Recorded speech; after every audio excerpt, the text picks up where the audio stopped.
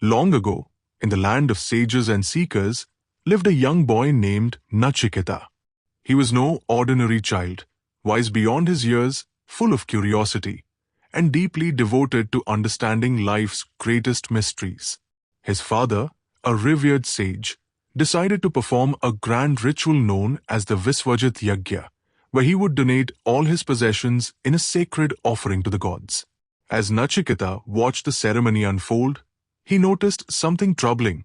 His father was offering old, weak cows that could no longer give milk or work in the fields. Their bones protruded, and their eyes were dull with exhaustion.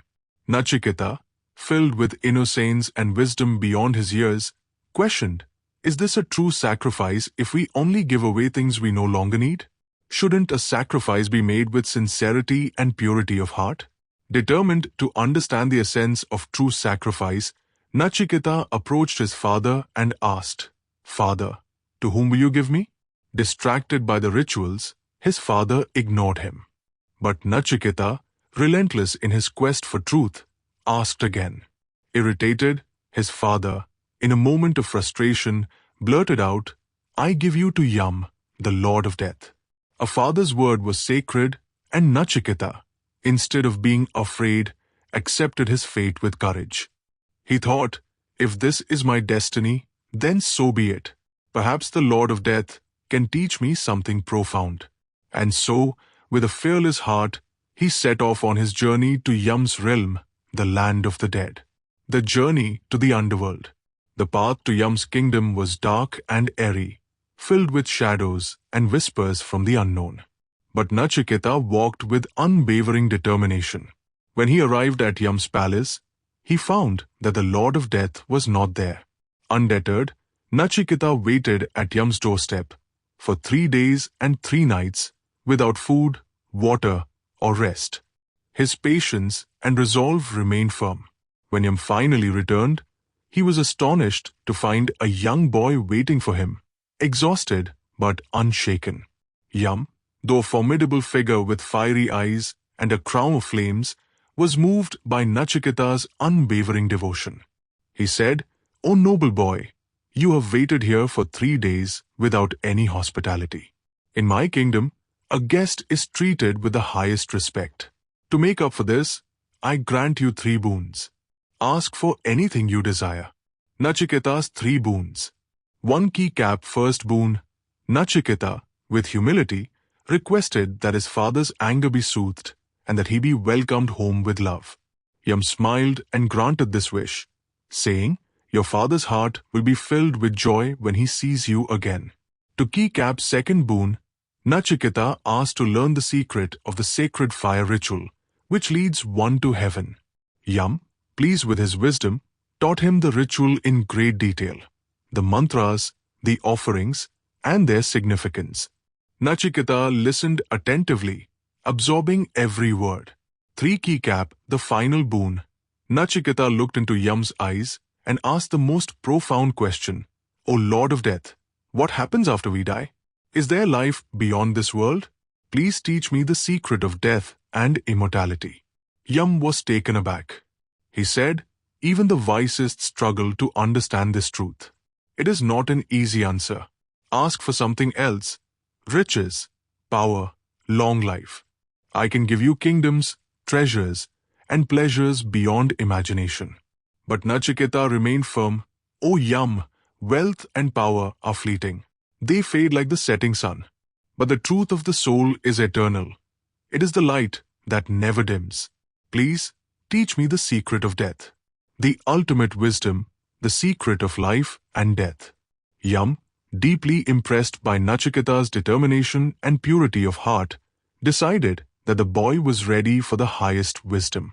He spoke in a voice that was both gentle and powerful, like the rumble of thunder and the whisper of a flowing river. "Listen carefully, Nachiketa. The body is like a garment that the soul wears. Just as you outgrow old clothes and discard them for new ones, the soul leaves one body and takes on another. The body is temporary. It is born, it grows old, and it dies. But the soul is eternal. It is neither born nor does it die. It is beyond time, beyond space, beyond death itself. Nachiketa listened, his eyes wide with wonder. The soul is like a flame that never flickers, a light that never dims. It is the very essence of your being. The wise who realize this truth become free from fear and suffering. They see the eternal in the temporary, the infinite in the finite. They understand that the joys and sorrows of this world are like passing clouds in the vast sky of existence. Yam's words were like a key unlocking the doors of Nachiketa's mind. He felt as though a great fog had lifted from his thoughts. Yam continued, "The soul is not bound by desires or illusions. It is pure, infinite, and free. To know the soul is to know the ultimate truth, the Brahman, the source of all creation, the essence of everything that exists." Nachiketa's heart swelled with joy as he absorbed Yam's teachings. It was not just knowledge, it was a revelation, a glimpse into the very fabric of existence, the path to liberation. Yam then spoke of liberation, Moksha, the ultimate goal of all seekers. When one realizes the truth of the soul, they attain liberation. They break free from the cycle of birth and death, merging with the eternal truth. They become one with the infinite, like a drop of water returning to the ocean. Nachiketa, filled with amazement and gratitude, bowed deeply to Yam. "O Lord of Death, your words have illuminated my soul. I am no longer afraid of death, for I now know it is merely a doorway to the infinite." Yam smiled, his fiery eyes softening with affection. "Nachiketa, you are truly wise. You have sought the highest knowledge and found it. Go forth and share this wisdom with the world. Let it guide those who seek the truth." Nachiketa's return, a messenger of truth. With a heart full of peace and a mind brimming with enlightenment, Nachiketa returned to the world of the living.